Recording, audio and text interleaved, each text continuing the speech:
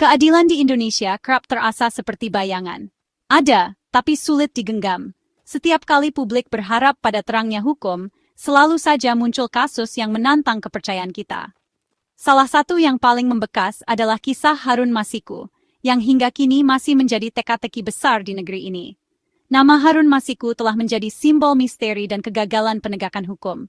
Ia bukan sekadar buronan, tapi juga cerminan betapa rumitnya membongkar jaringan kekuasaan yang melindungi para pelaku korupsi. Setiap berita tentang dirinya selalu memicu perdebatan, harapan, dan kecewaan. Lebih dari 5 tahun berlalu sejak ia menghilang, namun kasusnya terus membayangi ruang pengadilan dan politik. Waktu berjalan, tetapi bayang-bayang Harun tak pernah benar-benar hilang dari ingatan masyarakat. Setiap perkembangan baru selalu disambut dengan rasa penasaran dan skeptisisme. Kasus ini bukan sekadar soal suap, tapi ujian besar bagi integritas KPK dan kepercayaan publik pada hukum. Banyak yang menilai, keberhasilan atau kegagalan KPK dalam menangkap Harun akan menjadi tolok ukur sejauh mana lembaga ini masih bisa diandalkan untuk memberantas korupsi. Setelah vonis dijatuhkan kepada Hasto Kristianto, Sekjen PDI Perjuangan, pada 25 Juli 2025, tekanan terhadap KPK semakin besar. Publik menuntut agar penegakan hukum tidak berhenti pada satu nama saja, melainkan menyentuh semua pihak yang terlibat, tanpa pandang bulu. PDI Perjuangan menuntut KPK untuk tidak berhenti pada Hasto, tapi juga menangkap Harun Masiku, sang buronan utama. Tekanan politik dan suara masyarakat semakin keras, menuntut kejelasan dan keadilan yang nyata, bukan sekadar formalitas. Pencarian Harun telah melintasi batas negara, melibatkan berbagai lembaga, dan memunculkan spekulasi liar di masyarakat. Upaya pelacakan dilakukan hingga ke luar negeri, namun hasilnya masih nihil. Banyak yang bertanya-tanya, apakah ia benar-benar bersembunyi, atau ada kekuatan besar yang melindunginya. Ada yang menduga ia dilindungi kekuatan besar, ada pula yang pesimis kasus ini akan tuntas. Gosip dan rumor berkembang liar, memperlihatkan betapa dalamnya ketidakpercayaan publik terhadap sistem hukum yang ada. Kini bola panas kembali di tangan KPK dan publik menanti langkah nyata, bukan sekadar janji. Setiap pernyataan resmi selalu disorot, setiap tindakan dipantau, karena masyarakat sudah lelah dengan janji-janji tanpa bukti. Kasus Harun Masiku telah menjadi barometer kepercayaan publik terhadap penegak hukum.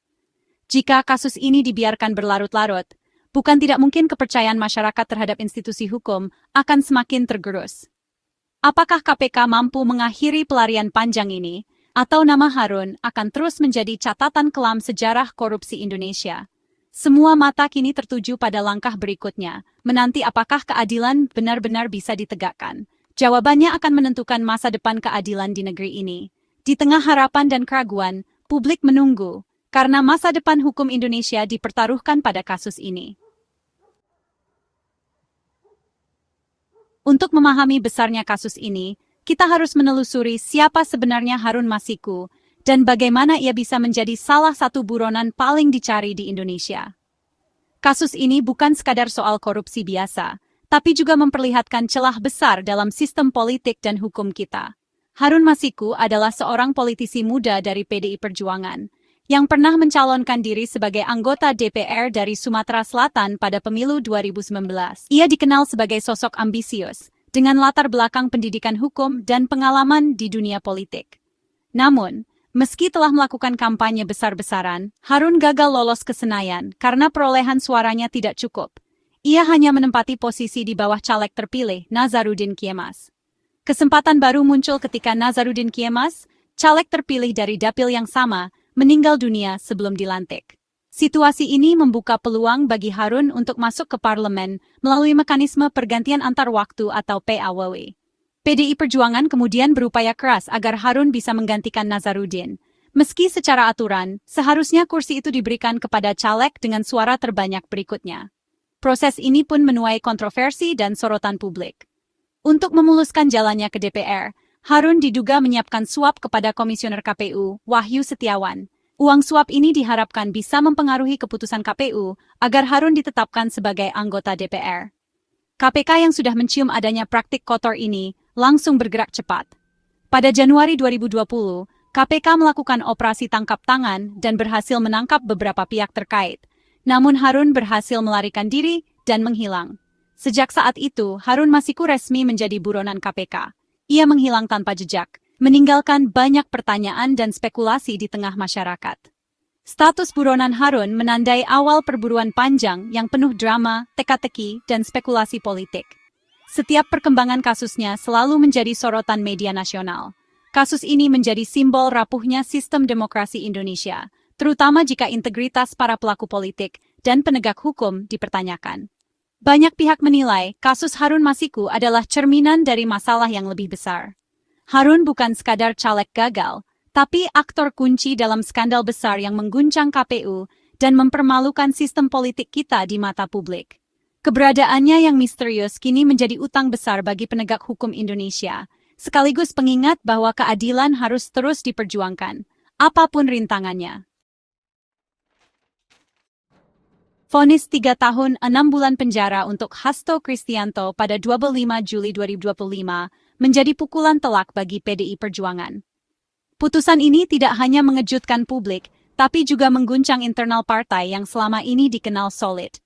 Banyak pihak menilai, vonis tersebut menjadi babak baru dalam dinamika politik nasional, terutama menjelang tahun politik yang semakin memanas. Posisi Hasto sebagai sekjen membuat kasus ini sangat politis. Ia adalah figur sentral yang selama ini menjadi motor penggerak partai, sehingga proses hukum yang menjeratnya dianggap syarat kepentingan dan penuh tekanan dari berbagai pihak. Melalui Jarod Saiful Hidayat, PDIP menantang KPK untuk segera menangkap Harun Masiku, bukan hanya menghukum perantara. Mereka menegaskan bahwa keadilan tidak boleh berhenti pada satu orang saja, apalagi jika aktor utama masih bebas berkeliaran. PDIP juga menuding kasus Hasto syarat politisasi, menyebutnya tahanan politik akibat sikap kritis partai terhadap pemerintah. Mereka menilai proses hukum ini berpotensi menjadi alat untuk membungkam suara oposisi dan menggerus demokrasi. Dengan membingkai kasus ini sebagai pertarungan politik, PDIP menekan KPK agar membuktikan keadilan ditegakkan tanpa tebang pilih. Mereka menuntut transparansi dan akuntabilitas, serta meminta agar semua pihak yang terlibat diproses secara adil. Semua mata kini tertuju pada KPK. Apakah mereka mampu membawa Harun ke meja hijau? Publik menanti langkah konkret, bukan sekadar janji atau retorika, agar kepercayaan terhadap penegakan hukum tetap terjaga. Kegagalan hanya akan memperkuat tudingan hukum tajam ke bawah, tumpul ke atas. Jika KPK tidak mampu menuntaskan kasus ini, kepercayaan masyarakat terhadap institusi penegak hukum akan semakin tergerus, dan demokrasi pun dipertaruhkan. KPK menegaskan perburuan Harun Masiku tak pernah berhenti. Kerjasama internasional, termasuk police-to-police dengan negara ASEAN dan Red Notice Interpol, telah dijalankan. Di dalam negeri, KPK menggandeng Polri, imigrasi, dan intelijen untuk melacak jejak Harun. Data kependudukan, catatan perjalanan, hingga ciri fisik terbaru Harun disebar ke publik.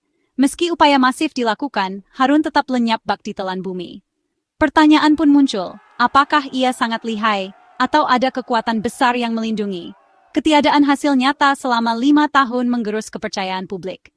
Komitmen KPK penting, tapi masyarakat menuntut bukti konkret penangkapan Harun Masiku. Inilah ujian terbesar KPK. Kasus Harun Masiku syarat aroma politik. PDIP menuding proses hukum Hasto sebagai bentuk politisasi, upaya membungkam oposisi. Penetapan Hasto sebagai tersangka terjadi di tengah panasnya situasi politik, memperkuat narasi tahanan politik. KPK dan pendukungnya menolak tudingan ini, menegaskan kasus berdasar bukti kuat, bukan kepentingan politik. Korupsi harus diberantas tanpa pandang bulu, dan menyeret kasus ke ranah politik dianggap sebagai pengaburan substansi. Dilema hukum dan politik ini jadi tantangan besar KPK. Menangkap Harun Masiku bukan sekadar kewajiban hukum, tapi juga pembuktian independensi KPK. Hanya dengan itu, tuduhan politisasi bisa dipahkan. Frustrasi publik mendorong upaya tak biasa, seperti sayembara 8 miliar rupiah dari Marwarar Sirait bagi penemu Harun Masiku. Sayembara ini jadi simbol ketidakpercayaan pada aparat penegak hukum. Meski niatnya mempercepat penangkapan, hingga kini hasilnya nihil. KPK juga melakukan penggeledahan rumah politisi Jan Faridz, menandakan penyidikan meluas keluar lingkaran PDIP. Setiap langkah baru membuka kemungkinan, tapi juga menunjukkan betapa rumitnya membongkar kasus ini. Upaya ekstra seperti sayembara dan penggeledahan menegaskan kompleksitas jaringan pelarian Harun. Publik masih menanti, berharap salah satu upaya ini jadi kunci penangkapan. Juni 2024, KPK menemukan mobil Harun Masiku di Tamrin Residence, Jakarta, setelah 2 tahun tak tersentuh. Penemuan ini membuktikan jejak Harun belum sepenuhnya hilang. Di dalam mobil ditemukan dokumen penting yang diyakini terkait kasus suap Pak Wawe. Lokasi strategis mobil menimbulkan dugaan adanya perencanaan matang dan bantuan pihak lain.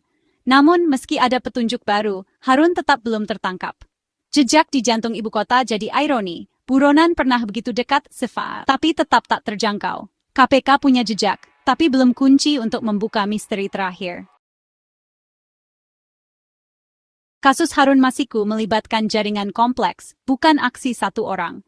Selain Harun dan Wahyu Setiawan, KPK menjerat Doni Tri Istiqomah, pengacara sekaligus kader PDIP. Hasto Kristianto juga diduga menghalangi penyidikan, meminta Harun merusak ponsel dan melarikan diri. Penggeledahan rumah Jan Farids membuka kemungkinan keterlibatan aktor lain di luar PDIP. Jaringan ini diduga menyediakan logistik dan perlindungan bagi Harun. Kompleksitas inilah yang membuat Harun sulit ditemukan. Membongkar jaringan sama pentingnya dengan menangkap Harun agar korupsi terorganisir bisa diberantas. Penangkapan Harun Masiku adalah ujian besar bagi kredibilitas hukum Indonesia. Kegagalan selama 5 tahun menorehkan luka dan menciptakan persepsi hukum bisa dinegosiasikan. Setiap hari Harun buron, kepercayaan publik pada KPK dan hukum makin terkikis. Vonis Hasto belum cukup. Tanpa Harun, keadilan terasa timpang. Menangkap Harun akan jadi pesan tegas tak ada yang kebal hukum. Skandal ini mencoreng KPU dan DPR. Membawa Harun ke pengadilan adalah upaya memulihkan integritas demokrasi. Kini, tekanan di puncak tertinggi bagi KPK. Apakah mereka masih lembaga independen atau hanya macan kertas? Hanya dengan membawa Harun ke pengadilan, pilar keadilan bisa tegak kembali.